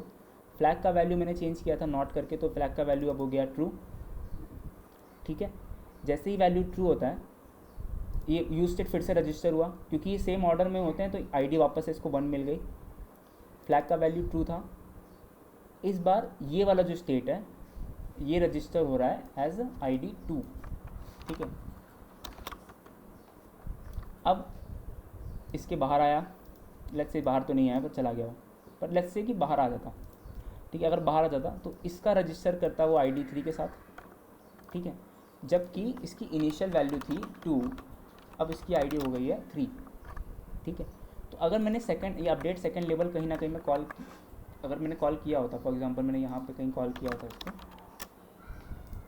ठीक है, बना के करना पड़ेगा, अगर मैंने इसको कहीं ना कहीं कॉल किया होता तो इसकी आईडी हो जाती, जैसे बूलियन वाली है इसको, ठीक है। तो इसकी आईडी थी 3, मैंने कॉल किया, पर अकॉर्डिंग टू रिएक्ट ने जो इसको पहली बार रजिस्टर किया था तब उसकी आईडी उसने 2 के साथ रजिस्टर की थी, ठीक है। तो जैसे ही मैं अपडेट कॉल करता हूँ वो आईडी 2 को पकड़ेगा और आईडी 2 को अपडेट कर देगा। आईडी 2 इस टाइम पे, मतलब इस री रेंडर जो हुआ है उस टाइम पे आईडी 2 डिफाइन करती है सेट लेवल को, ठीक है। जैसे ही अब क्या हो रहा है, मैं चाह रहा हूँ अपडेट करना सेकेंडरी लेवल को, पर अपडेट होगा लेवल, क्योंकि आईडी डिफाइंड है सेट लेवल की, समझा। ये एक इशू है। इशू कैसे है कि एज ए यूज़र मैं चाह रहा हूँ, मतलब मैंने बटन पे क्लिक किया, अब लेट्स से कि मेरे पास 2 बटन है, मैं इस बटन पे क्लिक कर रहा हूँ पर बिहेवियर सेकंड वाले बटन का हो रहा है, वो तो काफ़ी ऑड हो गया, राइट, देखने में भी ऑड हो गया, फीलिंग में भी ऑड हो गया, फंक्शनैलिटी तो कम्प्लीटली ब्रेक हो ही गई, ठीक है। अब समझा ये चीज़, अनु आपको Yes, समझा, विश्व समझा, ठीक है। इसीलिए ऑर्डरिंग काफ़ी इंपॉर्टेंट है। ऑर्डरिंग कैसे इंपॉर्टेंट है, मतलब कैसे फिक्स कर सकते हैं, फिक्स करने का तरीका यही है कि सारे स्टेट को हम लोग टॉप लेवल पे लिखेंगे।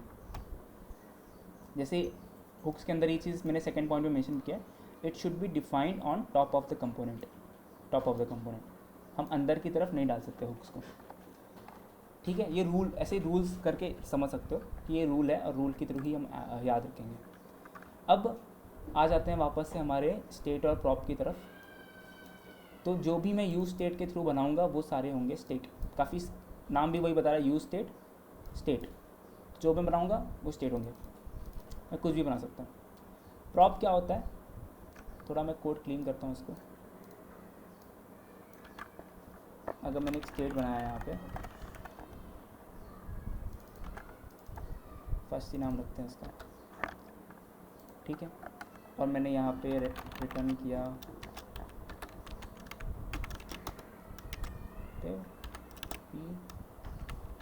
फर्स्ट को दिखा रहा है। अब मेरे पास अब एक और कंपोनेंट है जो एग्जिस्टिंग कंपोनेंट है जिसके अंदर मैं फर्स्ट पास कर रहा हूँ। ये कंपोनेंट कहीं बना नहीं है, मैं बना देता हूँ इसको।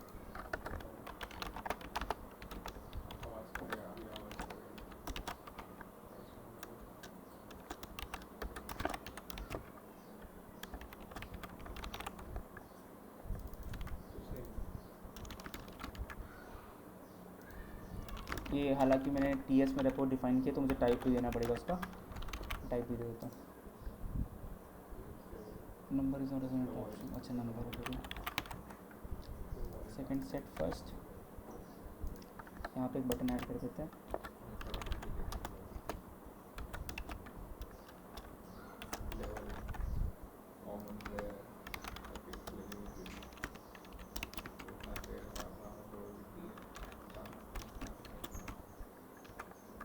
ठीक है, तो मैं यहाँ पे इसकी प्रिंटिंग करता हूँ। अभी क्या हो रहा है, मैं जिस पे क्लिक कर रहा हूँ चेंज हो रहा है। अब इसमें स्टेट क्या है, इसमें फर्स्ट एक स्टेट है। ये स्टेट किसका है, ये ऐप का स्टेट है। इसमें प्रॉप क्या है, प्रॉप वैल्यू है। वैल्यू कहाँ कौन पास कर रहा है, ऐप पास कर रहा है। किसको पास कर रहा है, पैराग्राफ को पास कर रहा है। पैराग्राफ के लिए वैल्यू एक प्रॉप है जो सामने से आ रहा है, मतलब उसके पेरेंट से आ रहा है, मतलब उसके जो ऐप से आ रहा है, और वो उसको अपने हिसाब से दिखा रहा है। पैराग्राफ का नाम का जो प्रॉप का वैल्यू है, वैल्यू फिक्स ही है, मतलब VALUE नाम ही है। और पेरेंट को जब वो प्रॉप पास करेगा उसको वही नाम से पास करना पड़ेगा। ठीक है, मैंने 3 एटलीस्ट 7-8 लाइन नॉन स्टॉप बोली है, पर मुझे लगता है ये चीज़ सबको क्लियर होगी। ठीक है, तो सबको क्लियर है क्या ये ऑलरेडी? तो हम लोग दूसरे टॉपिक में मूव कर सकते हैं।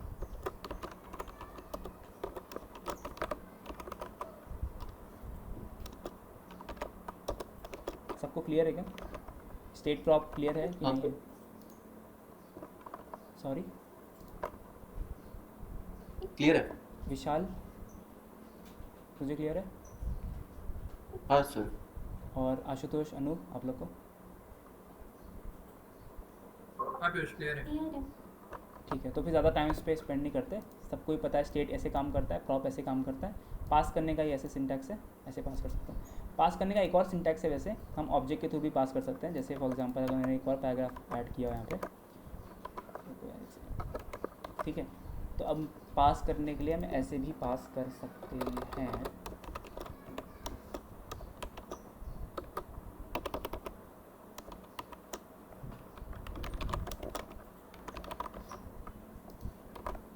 ठीक है, ये दूसरा सिंटैक्स है पास करने का। मतलब एक तरीका है प्रॉप पास करने का ये, और ये दूसरा तरीका है प्रॉप पास करने का। मतलब इसको थोड़ा और क्लियर में दिखाऊं तो पैराग्राफ प्रॉप्स एक ऑब्जेक्ट है, ऑब्जेक्ट में की है वैल्यू और उसका वैल्यू फर्स्ट है। स्प्रेड करके पास कर दे रहा हूँ। ठीक है,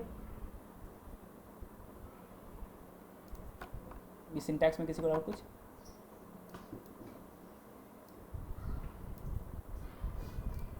किसी को डाउट है सिंटैक्स में? ये सिंटैक्स क्लियर है? इसमें मल्टीपल, जैसे भी अगर ये मल्टीपल प्रॉप एक्सेप्ट करता, जैसे वैल्यू 2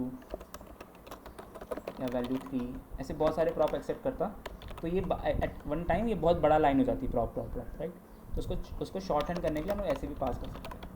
तो एक जगह एंट्री कर लो और वो एक ही बार में हर जगह सबको पास कर देगा। ठीक है, तो इस पर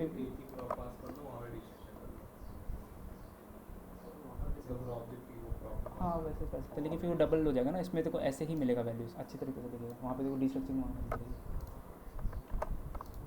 ठीक है, तो ये वाला चीज़ क्लियर है, तो हम आगे बढ़ता हूँ मैं सीधा सीधा। ठीक है, री रेंडरिंग की तरफ चलते हैं, और आज का लास्ट टॉपिक भी वही होगा, री रेंडरिंग। री रेंडरिंग का मतलब क्या है? वर्चुअल डॉम भी एक बार बता क्या? वर्चुअल डॉम एग्जैक्टली क्या था हम लोग को? ये मैं आपने जैसे बोला था ना कि जो यूज स्टेट होता है हाँ वो सब एक बार जो चेंजेस है एक बार वर्चुअल डॉम में रखते हैं, फिर ओरिजिनल डॉम में डालते हैं। तो वो दोनों के बीच डिफरेंस को एक बार बता पाएंगे?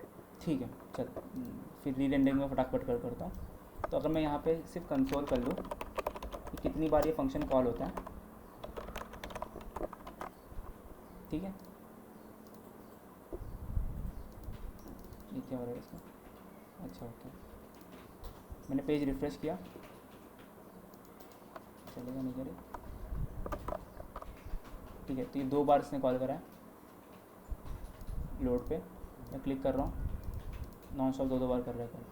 क्योंकि सेफ मोड में VI dot strict mode app के ऊपर देखो, जहाँ पे app render main dot ts है वहाँ पे हटा दे। अच्छा हाँ ओके दो ओके बार ही render करना। यार ये मैं तुमको बाद में एक्सप्लेन करूँगा ये कैसे काम करता है, पर एज्यूम कर लो कि हम लोग को ये Build में मार दो, ऐसे लिखा है हमने, ठीक है। अब एक ही बार रेंडर करेगा और मतलब डेव ये मोड जब पे, ये प्रोडक्ट हो जाएगा, हाँ प्रोडक्शन पे एक ही बार में रेंडर करेगा। हाँ वो तब वो ऑर्डर देना होता है। हाँ मालूम है, पर वो अभी के लिए उसको ध्यान नहीं देते, सबको ये नहीं पता होगा, सबको नहीं पता होता, नहीं हो रहा है इसकी बात, सबको नहीं पता होता, इसलिए मैं आइडिया दे रहा हूँ कि उसको ध्यान मत दो फिलहाल के। अभी ये आ रहा है, मैं जितनी बार क्लिक कर रहा हूँ उतनी बार री रेंडर कर रहा है, ठीक है, समझा। तो री रेंडरिंग में ज़्यादा को समझने को चीज़ नहीं है कि जितनी बार स्टेट मेरा अपडेट होगा उतनी बार वो री रेंडर करेगा, ठीक है। और ना ही वो खुद को भी करेगा री रेंडर, और उसके जो चाइल्ड्स हैं उन सबको भी री रेंडर करेगा। तो अगर वो भी मैं दिखा दूँ,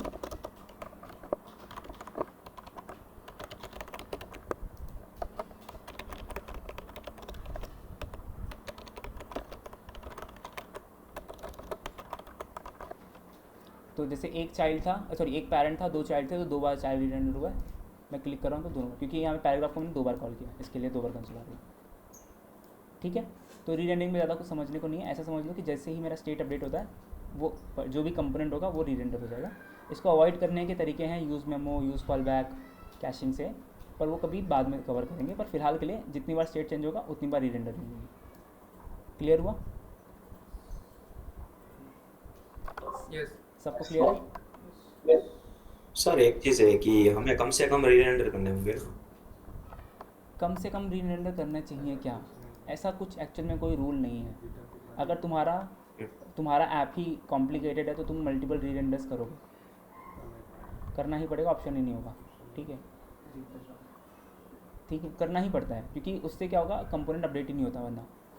पर अनवांटेड के री रेंडर्स अवॉइड करने चाहिए। अनवांटेड के री रेंडर्स का मतलब होता है कि जैसे मैंने कोई कैलकुलेशन कर दी है ऐप के अंदर, यहीं पे रन टाइम पे कोई कैलकुलेशन कर रहा हूँ मैं, ठीक है, और वो बार बार स्टेट को अपडेट कर रही है। तो जैसे मुझे समझ लो कि मेरे पास अनवांट 2-3 स्टेट्स हैं और मैं सबको बारी बारी कॉल कर रहा हूँ, जबकि मुझे यूज़ ही नहीं एक को करना था, तो वो सब चीज़ें अवॉइड करनी होती। री रेंडर का मतलब अल्टीमेटली ये होता है कि परफॉर्मेंस पे इफेक्ट आता है, क्योंकि ब्राउज़र डॉम को वापस से बिल्ड करता है, वर्चुअल डॉम को, तो उसकी वजह से वो दिक्कत देता है।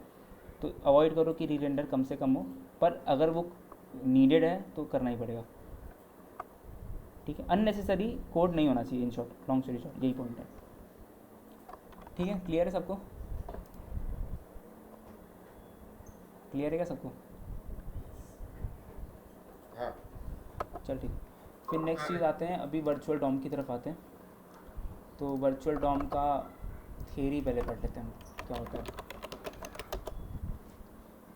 ठीक है। In React, virtual DOM is a lightweight, in-memory representation of real DOM that React uses to effectively update the UI by comparing the previous and new virtual DOM trees, only updating the necessary part of real DOM. ये bye theory ये इसकी theory है, ठीक है। पर अगर मैं easy तरीके से बताऊँ मैं, तो बेसिकली क्या होता है कि जो DOM होता है, जो एक्चुअल DOM होता है, वो होता है ये दिख रहा है इतना बड़ा सा, ये बॉडी HTML पूरा, ये डॉम है, डॉक्यूमेंट, ठीक है। अब ये जो डॉक्यूमेंट है हमारी, इसको अपडेट करना, अगर मुझे बार बार हर छोटे से चेंज पे इस पूरे डॉक्यूमेंट को रिप्लेस करना पड़ा, वो बहुत हैवी कैलकुलेशन हो गया, कंप्यूटेशन हो गई मेरे लिए, मेरे ब्राउज़र के लिए बेसिकली। तो रिएक्ट बोलता है आप ये मत करो, क्योंकि अब हर एलिमेंट का कुछ ना कुछ डिफाइंड कांस्टेंट है, प्रॉपर्टीज़ है, वो सब कुछ लोड करना, रीलोड करना, वो बहुत हैवी काम हो गया, ठीक है। अब उसमें अगर कोई एक्सटेंशन मैंने डाल के रखी है तो एक्सटेंशन भी रीलोड हो रही है, पूरा ऐप एक बटन पे क्लिक कर रहा है, मैंने पूरा ऐप ही लोड मार रहा हूँ, तो वो अच्छा तरीका नहीं है। तो रिएक्ट क्या करता है, जब डॉम क्रिएट हुआ,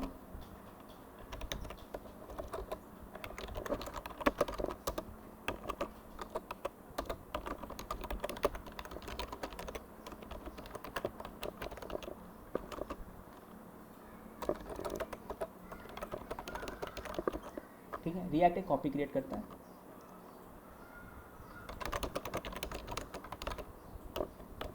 और उसको वर्चुअल डॉम बोलता है, ठीक है। अब वर्चुअल डॉम का मतलब क्या है, एक ऑब्जेक्ट है बेसिकली, वर्चुअल डॉम कुछ और नहीं है, बस एक ऑब्जेक्ट है, बहुत बड़ा सा ऑब्जेक्ट है, बहुत कॉम्प्लिकेटेड ऑब्जेक्ट है, जिसके अंदर हर चीज़ जो भी यहाँ पे दिख रही है वो डिफाइंड है कोई ना कोई फॉर्मेट में, ठीक है। आईडीज़ के थ्रू या जैसे भी रिएक्ट को डिफाइन करना है, वो डिपेंड करता है कौन से वर्जन ऑफ रिएक्ट हम यूज़ कर रहे हैं। ठीक है। सेकेंड चीज़, ये वर्चुअल डॉम क्यों है? वर्चुअल डॉम ने हर चीज़ को अपने पास मैप करके रखा हुआ है कि जैसे ये डिव टैग है तो इसके अंदर की आई डी सब हर चीज़ को उसने एक चीज़ बना के रखी है अपने पास। अब जैसे मैं बटन पे क्लिक करता हूँ, जैसे मैंने ये बटन पे क्लिक किया बटन पे, तो ऐप री रेंडर होने वाला है ना। तो री रेंडर का मतलब क्या होता है कि वो वर्चुअल डॉम में जाएगा, ऐप रिएक्ट जाएगा वर्चुअल डॉम के पास। वर्चुअल डॉम में वो देखेगा कि ये कंपोनेंट जिसने री रेंडर ट्रिगर किया है वो कहाँ पे है। तो समझ वर्चुअल डॉम एक बहुत बड़ा ऑब्जेक्ट है। एक सैम्पल के लिए हमने एक ऑब्जेक्ट रख लेते हैं अपने पास। अब समझिए एक बहुत बड़ा सा ऑब्जेक्ट है जिसमें लिखा है पेरेंट और उसमें लिखा है HTML, फिर उसके बाद उसका लिखा है चिल्ड्रन बोलता हूँ, चिल्ड्रन एक अरे है जो सेम एलिमेंट की फिर से है। पेरेंट क्या है, बॉडी। अब इसका अलग एक चिल्ड्रन का सेट होगा, ठीक है, काफ़ी बड़ा सा। फिर इसके नीचे यहाँ पे सेकंड चिल्ड्रन उसका एक होगा हेड। ये तो चलो HTML का एग्जांपल ले रहा हूँ, पर तुम लोग समझ सकते हो कि हर चीज़ के लिए, फॉर एग्जांपल ये डिव भी है तो यहाँ पे एक डिव होगा टॉप लेवल पे, डिव के नीचे पैराग्राफ होगा। अगर और कोई चिल्ड्रन है तो उसका चिल्ड्रन होगा। ठीक है, तो बहुत लेवल पे कोई कॉम्प्लिकेटेड ऑब्जेक्ट बना हुआ है। ठीक है, अब जैसे ही मेरा ऐप ने री रेंडर ट्रिगर किया तो वो जाता है, वो सर्च करता है ये ऐप है किधर। तो लेट्स से कि उसको बॉडी के अंदर, बॉडी भी कर रही है, बॉडी के अंदर एक डिव मिल गया जिसने री रेंडर ट्रिगर किया था। ठीक है, तब वो क्या करेगा, मतलब रिएक्ट क्या करेगा, वो सिर्फ इस चिल्ड्रन को ही अपडेट करेगा एक्चुअल डॉम में, saving us computation of all these things. ठीक है, सिर्फ वो इतना डिव को ही वो चेंज, इतने जो डिव है इसी को चेंज कर रहा है। ठीक है, री रेंडर जितना बड़ा पैरेंट करेगा उतना बड़ा डॉम चेंज होगा। ये काफ़ी वन शॉट समझ लो कि अगर मेरा ऐप री रेंडर कर रहा है तो मेरा का पूरा एप्लीकेशन ही री रेंडर होने वाला है, हर चीज़ वापस से बनेगी।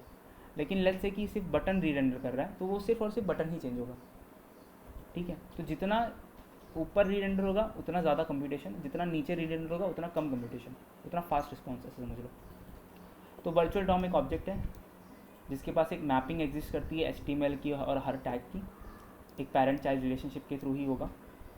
और उस चिल्ड्रन में जो भी एग्जिस्ट कर, जिसने भी री रेंडर ट्रिगर किया होगा और वो अगर एग्जिस्ट करता होगा चिल्ड्रन के अंदर, पेरेंट के अंदर सॉरी, तो उसके चिल्ड्रन को री रेंडर कर देगा इंक्लूडिंग दैट कंपोनेंट। मतलब ऐप तो री रेंडर होगा ही, साथ साथ में उसके सारे चिल्ड्रन भी री रेंडर होंगे। इसको वाइट लिस्ट, उसके लिए और भी उसके पास और छोटे छोटे ऑब्जेक्ट बना के रखे हैं, जैसे वाइट लिस्टिंग का। तो वाइट लिस्टिंग मतलब वही मेमो वाली चीज़ है, अगर यूज़ मेमो आपने यूज़ किया हुआ है तो वो री रेंडर नहीं होती। ये वेरिएबल है, ये भी री रेंडर होगा, हर चीज़ री रेंडर होगी। ठीक है, तो virtual DOM again by definition it's a light weight in memory representation of real DOM that uses memory effectually to update the UI। ये अपडेट सिर्फ UI अपडेट करने के लिए ही होता है, अगर इसने काफ़ी क्लियर हुआ है। इसका फंक्शनल लॉजिक से कुछ लेना देना नहीं होता, जो लिखा होगा वो दिखेगा बस। ठीक है, और कैसे अपडेट कैसे करता है, ये इंपॉर्टेंट चीज़ है। ये कंपेयर करता है प्रीवियस और न्यू UI को। तो अब इसको एक रेफरेंस के लिए समझो। अब एक और ऑब्जेक्ट में बनाता हूँ। अब ये है एक, लेट्स से ऐप, एक ऑब्जेक्ट है बेसिकली। ये कोई रिप्रेजेंटेशन ऑब्जेक्ट है, इसमें मैंने लिखा है कंपोनेंट। कंपोनेंट है ऐप, ऐप को मैंने लिखा है स्टेट्स। आपके पास कितने स्टेट है? आपके पास एक ही स्टेट है जिसका नाम है फर्स्ट। ठीक है, और आपके पास कितने सेटर्स हैं? एक ही सेटर है जिसका नाम है सेट फर्स्ट। इसीलिए ऑर्डरिंग इंपॉर्टेंट होती है। मतलब जैसे मैंने यहाँ पे एक और बनाया होता ना सेकंड, तो जो मैं पहले बता रहा था कि इसके अंदर हमको क्यों नहीं डिफाइन नहीं करना होता, वो यहाँ से तुमको क्लियर हो जाएगा कि लेट्स से मैंने यहाँ पे सेकंड बनाया होता है एक नया स्टेट, तो यहाँ पर एक और चीज़ होता, फर्स्ट तो है ही, साथ साथ में सेकंड भी होता, और यहाँ पर सेट सेकंड होता। ठीक है, तो अब क्या हो रहा है, जैसे मैंने री रेंडर किया, फर्स्ट का वैल्यू चेंज हुआ, फर्स्ट का वैल्यू +1 हो रहा है। तो ऐप आया, सॉरी कंपाइलर आया, कंपाइलर ने देखा कि ऐप चेंज हुआ है, तो उसने ठीक है। फिर उसने देखा फर्स्ट चेंज हुआ है, तो फर्स्ट का उसने ऑलरेडी इंडेक्स मार के रखा है 0 पे, है ना। तो उसने चेक करा है कि फर्स्ट का वैल्यू और जो वैल्यू सामने से आई है, तो सामने से वैल्यू क्या आई है, फर्स्ट प्लस 1, तो मतलब 2 आई है। तो फर्स्ट का वैल्यू इस फर्स्ट का वैल्यू इक्वल टू नया वैल्यू, ठीक है। मतलब एग्जाम्पल के लिए if first dot value is equal to new value, अगर है तो रीरेंडर,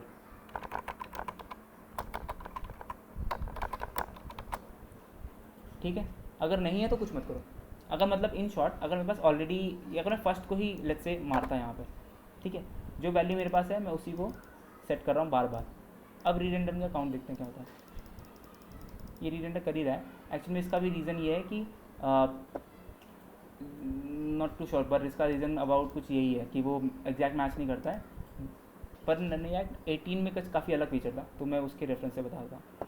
पर स्टिल तुम समझ सकते हो कि अगर मेरी नई वैल्यू इक्वल टू पुरानी वैल्यू नहीं है तो मैं रीरेंडर ट्रिगर कर दूंगा, ठीक है। ये चीज़ हो गया रीरेंडर का पार्ट। सेकंड चीज़, सेटर्स उसको इसी ऑर्डर पे मिलते हैं।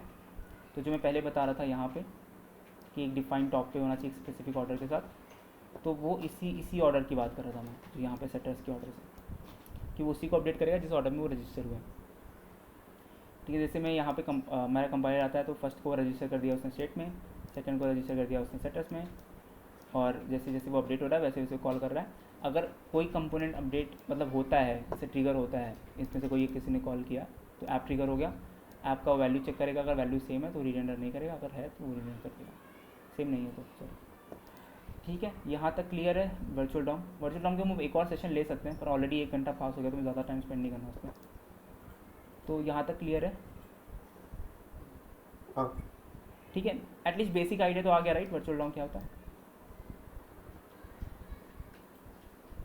सबको ही आ गया। विश्व आ गया तुझे आइडिया,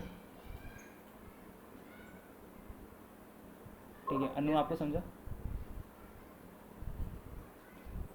हाँ आशुतोष तुझे कुछ डाउट है, नहीं ठीक है। डाउट होगा तो अपन एक और सेशन ले लेंगे उसके ऊपर, ऑलरेडी अपने काफ़ी लिमिट हिट कर दिए। तो अब तक मैंने जितना भी पॉइंट कवर किया उसमें किसी को डाउट है, मैं एक बार रीफेस कर देता हूँ। हमने रिएक्ट का बूट देखा कि कैसे इंडेक्स डॉट एचटीएमएल होती है, इंडेक्स डॉट जेएस क्या होता है, मल्टीपल क्रिएट रूट्स क्या होता है, ऐप क्या होता है, स्टेट प्रॉप क्या होता है, रीरेंडरिंग क्या होता है, और लास्ट में वर्चुअल डॉम। तो किसी को इसी पॉइंट पे डाउट है,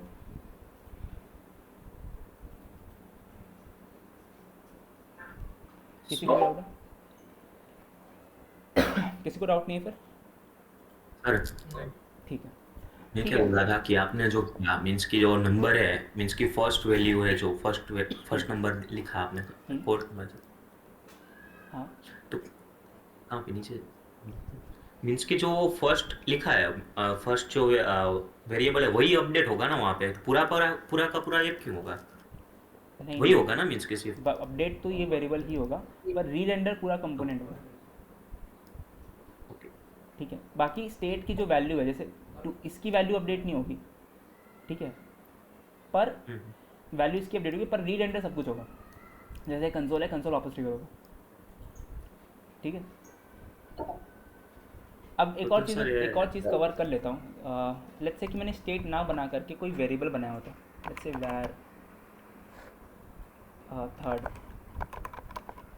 इक्वल टू 3, अगर मैंने ये वेरिएबल बनाया होता, ठीक है, इसका लेट कर देते हैं, और मैं जब भी बटन पे क्लिक कर रहा हूँ तो मैं फर्स्ट को सेट कर रहा हूँ, मैं फर्स्ट को ना सेट करके मैं 3 को ही अपडेट किया होता अगर मैंने third equal to third plus 1, और मैं रीरेंडरिंग में थर्ड को प्रिंट कर देता हूँ, और मैं यहाँ पर भी जो मैंने फर्स्ट को लिखा है इसकी जगह मैं थर्ड को पास करता हूँ।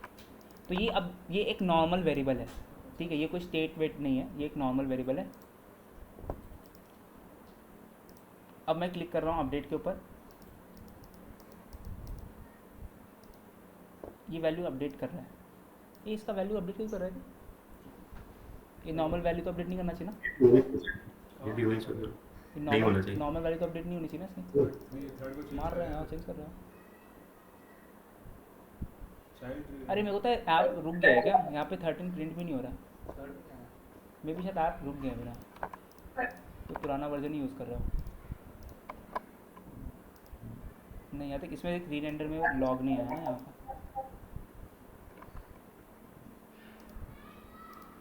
काम करता हूँ। मैं आपका वो हटाया ना मे भी स्टिक मोड है तो जावास्क्रिप्ट फुल फ्री सब करता है नहीं, पर कंसोल पे तो नहीं आ रहा। ये रिफ्रेश भी नहीं हो रहा है। हाँ अरे कंसोल ही नहीं आ रहा, अपडेट भी नहीं हो रहा है। मे भी कुछ मेरे साथ मेरी एंड से कुछ बग हो रहा है। पर ऐसा समझ लो कि जो वेरिएबल है, कई फाइल डाले वाले हाँ वो ठीक है ना, क्योंकि मैंने ये सब किया है ना, ये सब रोक दिया है। नहीं रे वेरिएंट ये थोड़ी ना होता, फिर चालू थोड़ी ना होता। टाइप्स का इशू नहीं है कुछ में भी, सर्वर का इशू है। खैर पॉइंट इसकी नॉर्मल वेरिएबल्स अपडेट नहीं होते हैं। ये अभी भी जो ये ऐप है ना, ये अभी भी फर्स्ट को ही पॉइंट कर रहा है, इसके लिए वो अपडेट भी दे रहा है और कंसोल वगैरह भी प्रिंट नहीं हो रही। इसको मैं बाद में कभी देख लूँगा क्या इशू है, या बता दूंगा तुम लोग को। फिलहाल के लिए ऐसा समझ लो कि जो भी हमें नॉन स्टेट वेरिएबल्स होते हैं ना, उनके अपडेट करने से रीरेंडर ट्रिगर नहीं होता। ठीक है, रिएक्ट को तभी सर ठीक है, चेंज करेगा जब यूज स्टेट का अपडेट होगा। जब यूज स्टेट में कुछ अपडेट होता है तो ही रीरेंडर ट्रिगर होता है। नॉर्मल वेरिएबल्स में चेंज होगा तो वो रीरेंडर ट्रिगर नहीं करेगा। ठीक है, ये मे भी कुछ एप्लीकेशन में कुछ इशू हो गया, इसकी वजह से वो नहीं चल रहा है। पर नॉर्मली ऐसे समझ लो कि नॉर्मल वेरिएबल में चल जाता है। ठीक है, ठीक है क्या? भैया एक बार ग्लोबल स्टेटमेंट डिफाइन करके देखो ना। नहीं यार, ये ऐप मेरे को पता है, मेरा ऐप लोड नहीं हो रहा सही से, क्योंकि जो कंसोल भी अपडेट नहीं हो रहा है। ये पुराना कंसोल ही दिखा रहा है मुझे भी। तो अगर मैं इसको हटा दूँ, अच्छा अब रुक गया। हाँ ठीक है, चल सही है। हाँ अब चल भी रहा है, देख रहा है। तो अब मेरा जब ऐप को रीलोड कर रहा हूँ, पता नहीं यार क्या हुआ था। ठीक है, तो यहाँ पे 3 आया है, पर मैं अपडेट पे क्लिक करूँगा तो कुछ नहीं होगा, क्योंकि ये एक नॉन स्टेट वेरिएबल है। ठीक है, अब मैं एक और चीज़ करके ही दिखाई देता हूँ, अगर सब चल ही रहा है तो ये वाला जो चीज़ है ना, मैं इसमें क्या करता हूँ, सेट फर्स्ट को भी एक बार वापस दिखा देता हूँ। सेट फर्स्ट को सेट फर्स्ट ही सेट कर रहा हूँ मैं, ठीक है, सेम वैल्यू को ही सेट कर रहा हूँ वापस से। तो भी मैं करूँगा तो भी रीरेंडर ट्रिगर नहीं होगा। ठीक है, ये चीज़ मैं लास्ट टाइम दिखा रहा था यहाँ पे, पर वो पता नहीं शायद सर्वर का कुछ इशू था, इसके लिए नहीं चल रहा था। ठीक है, समझा? हाँ। ठीक है, ओके सर। कुछ तो और सर ये रिएक्ट का स्लाइटली ओवरलोड हो गया ना, मीन्स कि जावास्क्रिप्ट से कि हो नहीं? सकता है, पता नहीं यार, मेरे पास ऑलरेडी काफ़ी सारे ऐप रन हो रहे हैं ना साथ साथ में, तो मे भी उसकी वजह से कुछ इशू हो सकता है। ऐसा नहीं बोल रहा हूँ सर, ऐसा बोल रहा हूँ कि ये आप बोले ना कि मीन्स कि फर्स्ट यूज स्टेट में जो है वो करेंगे तो रीलोड होएगा, बराबर, रिपेंट भी होगा। हम्म, हाँ, तो जावास्क्रिप्ट में तो ऐसा नहीं था ना कि वो एक वेरिएबल ही चेंज हो गया ना वहाँ पे, तो कि पूरा का पूरा वहाँ पे भी चेंज होता था। देख वो ये जो स्टेट है ना, ये सिर्फ और सिर्फ वर्चुअल डॉम तक ही रहता है। ठीक है, ये स्टेट एक्चुअल डॉम के पास नहीं जाता। एक्चुअल डॉम के पास एक रेगुलर वेरिएबल ही जाता है, पर जो एक्चुअल डॉम है उसको रिएक्ट अपडेट ही नहीं करता अगर वो स्टेट के थ्रू ना आ रहा है। ठीक है, तो एक्चुअल डॉम को ये चीज़ पता ही नहीं है कि थर्ड वेरिएबल एग्जिस्ट करता है। ठीक है, एक्चुअल डॉम को ये पता है कि फर्स्ट और सेकंड एग्जिस्ट करते हैं, क्योंकि रिएक्ट ने उसको यूज स्टेट के थ्रू बताया कि फर्स्ट और सेकंड एग्जिस्ट करते हैं। पर 3 का उसने कुछ बताया नहीं, क्योंकि वो यूज स्टेट के थ्रू नहीं था। ठीक है, तो यही पूछ रहा था ना। वो बोल रहा था कि जावास्क्रिप्ट में सिर्फ इतना ये होता है ना, ऐसा बोल रहा मैं थोड़ा सा अलग पूछ रहा था कि मीन्स कि जावास्क्रिप्ट से HTML CSS जावास्क्रिप्ट से बना रहे थे जो हाँ वेबसाइट। हाँ, उसमें अगर तू नॉर्मल जावास्क्रिप्ट यूज़ करेगा ना, तब तो कोई सब की ज़रूरत नहीं है, तो सिर्फ नॉर्मल वेरिएबल एक्सपोज करेगा तो भी हो जाएगा। उधर पे सिर्फ वो भी करके मैं दिखाई देता हूँ। अगर मैं HTML ठीक सर, फाइल वहाँ पे तो इतना तो पूरा रेंडर नहीं होगा ना वो, या क्या वो जो भी हो, तो कुछ भी कंपोनेंट हो छोटा सा भी, मीन्स कि यहाँ पे कैसे वैल्यू अपडेट हो रही है, वहाँ पे तो वो कुछ एक वैल्यू ही चेंज होगी ना। उधर री रेंडर नहीं होता है, राइट, पर वो तू डायरेक्ट डॉम मैनिपुलेशन कर रहा है, समझ रहे हैं? मतलब समझ उसका मतलब कि बॉडी पे हूँ मैं। ठीक है, अब मैंने यहाँ पे समझ एक क्लिक हैंडलर डाल दिया, और मैंने यहाँ पे एक स्क्रिप्ट टैग में एक वेरिएबल भी डिफाइन कर दिया। ठीक है, अब लेकिन मैं कुछ भी चेंज करूँगा ना, तो वो डायरेक्ट डॉम को चेंज कर रहा है। ठीक है, उससे अपने को नुकसान कैसे है बताता हूँ। उससे अपने को नुकसान ऐसे है कि हम लोग पहली चीज़ तो ये जो स्टेट होगा, जो भी वैल्यूज़ होगी, ये इस बॉडी टैग तक ही सीमित है।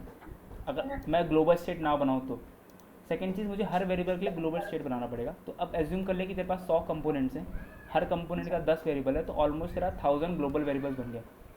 ठीक है, पर रिएक्ट के साथ ये चीज़ कम हो जाती है, क्योंकि तू स्टेट ही बनाता है, जितना चाहिए उतना ही स्टेट बनाएगा, पर तू वेरिएबल्स बहुत सारा बनाता है। फॉर एग्जांपल जैसे ये भी मैंने एक वेरिएबल बना दिया ना, पैराग्राफ प्रॉप्स नाम का, तो ये भी अब डॉम में एग्जिस्ट करने लगेगा। ये थर्ड भी एग्जिस्ट कर रहा है। अगर मैंने और कुछ बनाया, फंक्शन बनाया, वो सब भी एग्जिस्ट करने लगेंगे। तो अपने को वो सब चीज़ें नहीं चाहिए, तो उसके लिए हम लोग रिएक्ट पे यूज़ करते हैं, और रिएक्ट इसीलिए यूज स्टेट का उसने इंट्रोडक्शन करा कि उतने ही वेरिएबल पास हो जितने ज़रूरी हैं, हर चीज़ ना पास हो जाए आगे की तरफ, डॉम की तरफ। ठीक है, समझा? Okay sir. हाँ सर। मतलब इन शॉर्ट तू अगर तेरे को लॉन्ग स्टोरी शॉर्ट बताऊँ तो जावा स्क्रिप्ट अच्छा होता है जब तेरे को डायरेक्ट डॉम मैनिपुलेशन करना होता है, ठीक है। पर वो एक पॉइंट पे ब्रेक भी कर सकता है। ब्रेक कैसे कर सकता है कि बहुत सारे तेरे को डेटा स्टोर सब कुछ तेरा एक ही ग्लोबल स्टोरेज में जाएगा सब कुछ, ठीक है। क्योंकि तेरे को अगर मल्टीपल लेट्स से तू स्क्रिप्ट लिखता है अंदर की तरफ तब तो चलो डेटा थोड़ा मैनेज हो जाएगा, वरना हैवॉक हो जाता है क्रिएट, ठीक है। जैसे जे क्वेरी वगैरह पे बहुत इशू आते हैं इस चीज़ के, तो हम लोग का एक प्रोजेक्ट है वो भी जे क्वेरी पे ही है, उसमें बहुत दिमाग ख़राब होता है, पर अगर वो रिएक्ट होता तो काफ़ी अच्छा होता है। तो लॉन्ग उस हिसाब से तो कंपेयर कर सकते हैं कि जावा स्क्रिप्ट है वो नॉर्मल डॉम मैनिपुलेशन का जब भी काम आता है तो जावा स्क्रिप्ट यूज़ करो। इवन रिएक्ट में भी हम लोग जावा स्क्रिप्ट यूज़ करते हैं जब हमको डायरेक्ट डॉम पे काम करना पड़ता है। तो उसमें रिएक्ट में एक चीज़ होती है कंट्रोल स्टेट और अनकंट्रोल स्टेट, उसमें मैं कभी बता दूंगा तो उसमें समझेगा कि जावा स्क्रिप्ट कैसे प्ले करता है रिएक्ट के साथ, ठीक है। इसके अलावा कुछ और डाउट?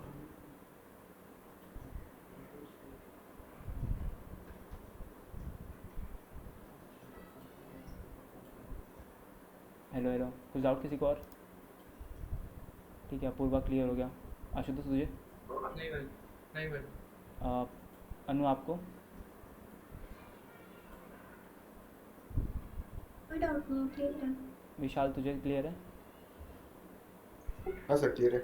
विश्व कुछ और डाउट है तुझे? नहीं सर। ठीक है, ठीक है यार, फिलहाल के लिए काफ़ी सारा टॉपिक हमने कवर कर लिया है, ठीक है। तुम लोग एक बार रिविज़िट कर लो खुद से, तुमको कुछ नई चीज़ें आई होप कुछ नई चीज़ें बताओ चली हो, ठीक है। बाकी एक और सेशन हम करेंगे धीरे धीरे, ऐसे ही फॉलो करते जाएंगे हर 2-3 दिन में, जैसे जैसे मुझे टाइम मिलता है वैसे वैसे हम सेशन करेंगे। तो मैं भी फिलहाल रिकॉर्डिंग बंद कर रहा हूँ, तो किसी को और कुछ क्वेश्चन नहीं तो मैं बंद कर रहा हूँ रिकॉर्डिंग, ठीक है।